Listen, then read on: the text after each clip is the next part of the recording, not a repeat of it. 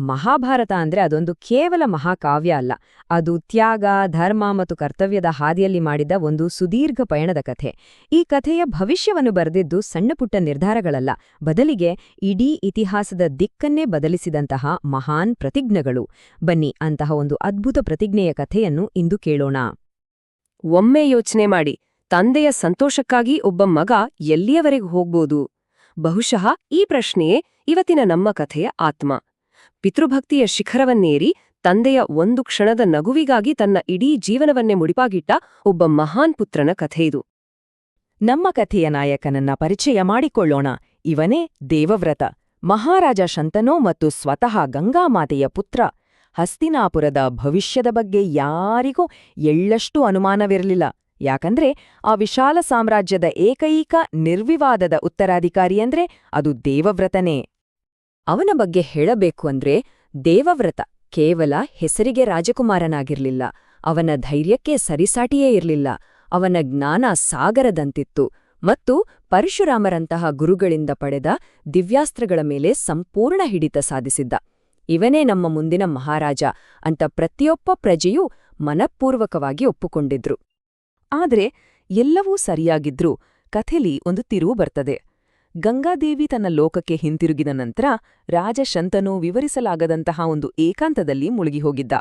ಅರಮನೆಯ ವೈಭವ, ಅಧಿಕಾರ ಎಲ್ಲವೂ ಇದ್ರೂ ಅವನ ಹೃದಯದಲ್ಲಿ ಒಂದು ದೊಡ್ಡ ಶೂನ್ಯ ಆವರಿಸಿತು. ಅಂತಹುದೊಂದು ದಿನ ಯಮುನಾ ನದಿಯ ತೀರದಲ್ಲಿ ವಿಹಾರಕ್ಕೆ ಹೋದಾಗ ರಾಜ ಶಂತನುವಿನ ದೃಷ್ಟಿ ಒಬ್ಬ ಸುಂದರ ಯುವತಿಯ ಮೇಲೆ ಬಿತ್ತು. ಅವಳೇ ಸತ್ಯವತಿ, ಒಬ್ಬ ಸಾಮಾನ್ಯ ದೋಣಿ ನಡೆಸುವವನ ಮಗಳು. ಅವಳ ಸರಳತೆ, ಸೌಂದರ್ಯ ಮತ್ತು ಆ ಶಾಂತ ಸ್ವಭಾವ ರಾಜನ ಮನಸ್ಸನ್ನ ಸಂಪೂರ್ಣವಾಗಿ ಕದ್ದುಬಿಟ್ಟಿತ್ತು. ಇಲ್ಲಿ ನೋಡಿ, ಇವರಿಬ್ಬರ ಪ್ರಪಂಚಗಳ ನಡುವೆ ಎಷ್ಟು ಅಂತರ ಇದೆ ಅಂತ. ಒಬ್ಬ ಇಡೀ ಸಾಮ್ರಾಜ್ಯದ ಒಂಟಿ ಚಕ್ರವರ್ತಿ, ಇನ್ನೊಬ್ಳು ಯಮುನೆಯ ಅಲೆಗಳ ಜೊತೆ ಮಾತಾಡೋ ಒಬ್ಬ ಸಾಮಾನ್ಯ ಹುಡುಗಿ. ಆದ್ರೆ ಪ್ರೀತಿ ಅರಮನೆ ಗುಡಿಸಲಿನ ಭೇದವನ್ನ ಅಳಿಸಿಹಾಕಿತ್ತು. ತನ್ನ ಒಂಟಿತನಕ್ಕೆ ಸತ್ಯವತಿಯೇ ಮದ್ದು ಅಂತ ರಾಜನ ಹೃದಯ ಹೇಳುತ್ತಿತ್ತು. ಸರಿ, ರಾಜ ತನ್ನ ಮನಸ್ಸಿನ ಮಾತನ್ನ ಕೇಳಿ ನೇರವಾಗಿ ಸತ್ಯವತಿಯ ತಂದೆಯ ಬಳಿ ಹೋಗಿ ಅವಳನ್ನ ಮದುವೆ ಮಾಡಿಕೊಡುವಂತೆ ಕೇಳಿದ. ಆದರೆ ರಾಜನ ಸಂತೋಷದ ಹಾದಿಯಲ್ಲಿ ಒಂದು ದೊಡ್ಡ ಅಡಚಣೆ ಕಾದಿತ್ತು. ಸತ್ಯವತಿಯ ತಂದೆ ಇಟ್ಟ ಆ ಷರತ್ತು ರಾಜನ ತಲೆ ಮೇಲೆ ಸಿಡಿಲು ಬಡದ ಹಾಗೆ ಆಗತ್ತೆ. ಆತ ಹೇಳಿದ್ದು ಇಷ್ಟೇ: ಮಹಾರಾಜ, ನನ್ನ ಮಗಳಿಂದ ಹುಟ್ಟುವ ಮಗನೇ ಹಸ್ತಿನಾಪುರದ ಮುಂದಿನ ರಾಜನಾಗಬೇಕು. ಈ ಒಂದು ಮಾತು ನೇರವಾಗಿ ದೇವವ್ರತನ ಜನ್ಮಸಿದ್ಧ ಹಕ್ಕಿನ ಮೇಲೆ ಮಾಡಿದ ಪ್ರಹಾರವಾಗಿತ್ತು. ರಾಜ ಶಂತನುವಿನ ಮನಸ್ಸು ಅಕ್ಷರಶಃ ಎರಡಾಗಿ ಹೋಯ್ತು. ಒಂದು ಕಡೆ ಪ್ರೀತಿ, ಇನ್ನೊಂದು ಕಡೆ ಮಗನ ಮೇಲಿನ ವಾತ್ಸಲ್ಯ. ತನ್ನ ಪ್ರೀತಿಗಾಗಿ ಮಗನಿಗೆ ಅನ್ಯಾಯ ಮಾಡಲು ಅವನ ಮನಸ್ಸು ಒಪ್ಪಲಿಲ್ಲ. ಹಾಗಾಗಿ ಆ ಷರತ್ತನ್ನು ಒಪ್ಪಿಕೊಳ್ಳಲಾಗದೆ ಭಾರವಾದ ಹೃದಯದೊಂದಿಗೆ ಮೌನವಾಗಿ ಅರಮನೆಗೆ ಹಿಂದಿರುಗಿದ.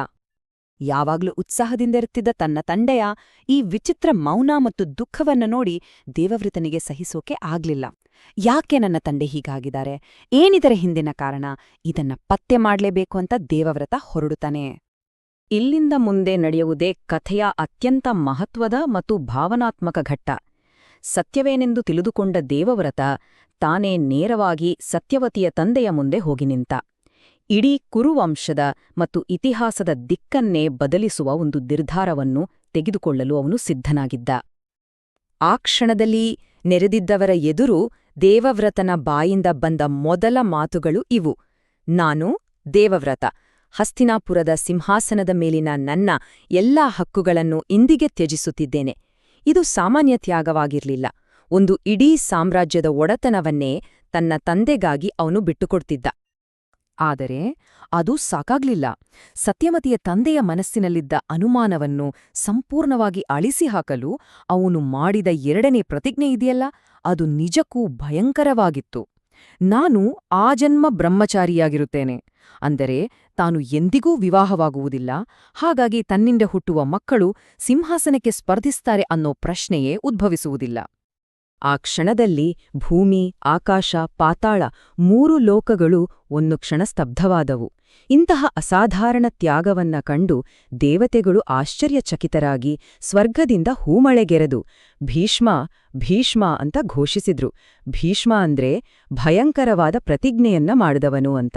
ಆ ಕ್ಷಣದಲ್ಲಿ ದೇವವ್ರತ ಇತಿಹಾಸದ ಪುಟಗಳಲ್ಲಿ ಮರೆಯಾಗಿ ಭೀಷ್ಮ ಹುಟ್ಟಿದ. ಆ ಹೊಸ ಹೆಸರು ಅವನ ವ್ಯಕ್ತಿತ್ವದ ಸಾರವೇ ಆಗಿಬಿಟ್ಟಿತ್ತು. ಅಲ್ಲಿಗೆ ದೇವವ್ರತ ಅನ್ನೋ ರಾಜಕುಮಾರನ ಕಥೆ ಮುಗಿದು ಕುರುವಂಶದ ಮಹಾನ್ ರಕ್ಷಕನಾದ ಭೀಷ್ಮನ ಯುಗ ಶುರುವಾಯಿತು.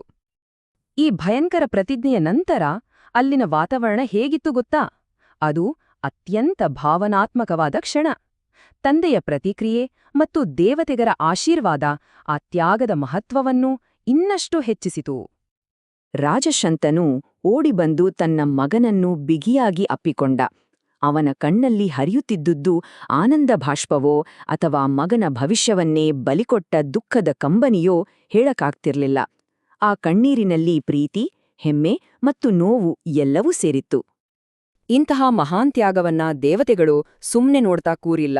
ಅವರು ಭೀಷ್ಮನಿಗೆ ಒಂದು ಅದ್ಭುತವಾದ ವರವನ್ನ ನೀಡಿದ್ರು. ಅದೇ ಇಚ್ಛಾಮರಣ.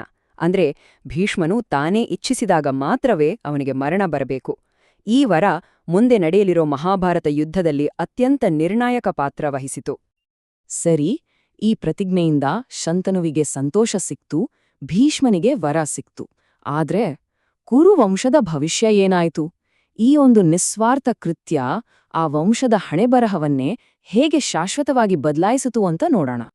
ನೋಡಿ, ಒಂದು ಪ್ರತಿಜ್ಞೆ ಎಷ್ಟೆಲ್ಲ ಬದಲಾವಣೆ ತಂತು ಅಂತ. ಶಂತನುವಿನ ಸಂತೋಷಕ್ಕಾಗಿ ದೇವವ್ರತ ಸಿಂಹಾಸನ ತ್ಯಾಗ ಮಾಡ್ದ. ಇದರಿಂದ ಕುರುವಂಶದ ಅಧಿಕಾರದ ಹಾದಿಯೇ ಬದಲಾಗಿ ಹೋಯ್ತು. ದೇವವ್ರತನಂತಹ ಧರ್ಮನಿಷ್ಠ ಉತ್ತರಾಧಿಕಾರಿಯ ಬದಲು ಸಿಂಹಾಸನ ಸತ್ಯವತಿಯ ಮಕ್ಕಳ ವಂಶಕ್ಕೆ ಹೋಯ್ತು.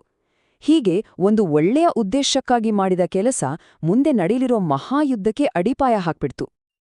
ಹೀಗೆ ಇತಿಹಾಸದ ಪುಟಗಳಲ್ಲಿ ಭೀಷ್ಮ ಅಜರಾಮರನಾದ. ಒಬ್ಬ ಸಾಟಿಯಿಲ್ಲದ ಯೋಧನಾಗಿ ಮಾತ್ರ ಅಲ್ಲ, ಅದಕ್ಕಿಂತ ಹೆಚ್ಚಾಗಿ ತಂದೆಯ ಒಂದು ಕ್ಷಣದ ಸಂತೋಷಕ್ಕಾಗಿ ತನ್ನ ಇಡೀ ಜೀವನವನ್ನೇ ಧಾರೆಯೆರೆದ ಆದರ್ಶ ಪುತ್ರನಾಗಿ. ಭೀಷ್ಮನ ಕಥೆ ತ್ಯಾಗದ ನಿಜವಾದ ಅರ್ಥ ಏನು ಅನ್ನೋದನ್ನ ಇಡೀ ಜಗತ್ತಿಗೆ ಸಾರಿ ಹೇಳುತ್ತದೆ.